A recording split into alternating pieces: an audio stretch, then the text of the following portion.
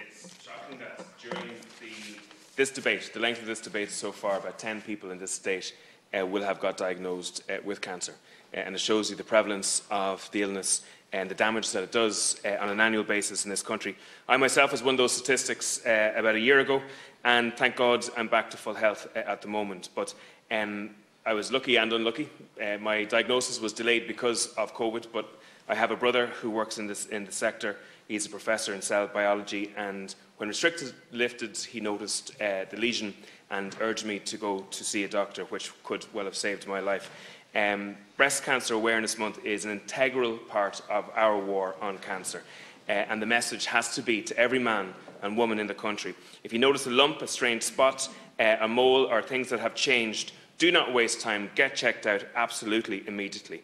Timely diagnosis and treatment is radically important, and there's been great frustration obviously throughout the country that in many ways diagnosis and treatment has been significantly delayed, even though cancer is the biggest killer in the country. Just some of the statistics I've looked at in recent times are quite startling. The National Cancer Registry, which the statistics go back to 2019, found that Ireland's 5-year survival rate for breast cancer is 82%. This is poor by European standards. If you're diagnosed with breast cancer in Sweden, you are 7% more likely to survive for 5 years than if you're diagnosed in Ireland. If you're diagnosed in Britain, you are 5% more likely to survive for 5 years than if you're diagnosed in Ireland. We have much work to do in relation to getting up to those European standards. And it's not just geographical in relation to this. There is also an economic divide in our country. And last week I put a question into the Minister for Health, Stephen Donnelly, and in reply to that, he indicated that right now in the state there is a differential in the 5-year survival rate for breast cancer of a whopping 12% on whether or not you've been diagnosed and treated in a private hospital or a public hospital.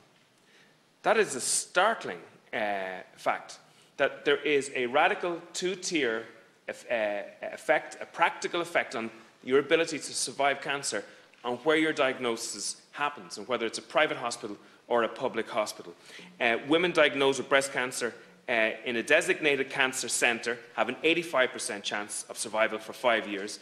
Those diagnosed in what's termed as an other public hospital have an 81% chance of survival for the first 5 years. But those diagnosed in a private hospital have a 93% survival chance.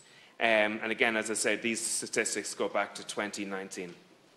In certain hospitals, for example, when a woman is going for a biopsy, they reassure her before diagnosis by scheduling chemotherapy sessions for the following day. So she has an appointment to hear the results of the biopsy, and she also has an appointment to get chemotherapy the following day, just in case, even before she's had a diagnosis. This gives you, obviously, a strong impression that the health service is on the ball and is super efficient and is doing everything they can to make sure treatment starts radically soon. But I've spoken to women who are in a different situation. A particular woman that I spoke to, actually, she got the bad news and she presented for the appointment the next day to find out that it was a consultation and no treatment would be administered. And she had to wait 6 weeks before the first session of chemotherapy started for her. And I know of many other people who are actually waiting longer for chemotherapy and treatments to start in serious cancers. And I've just come out of the Good Friday Agreement Committee, where we had the All Ireland Cancer Research Organisations give really valuable information. And one of the key points they said that really hampers their ability to research is the lack of a digital identifier for patients in the south of Ireland. They're dealing with paper documents. They're unable to find out exactly what's happening to individuals with relation to their cancer treatments.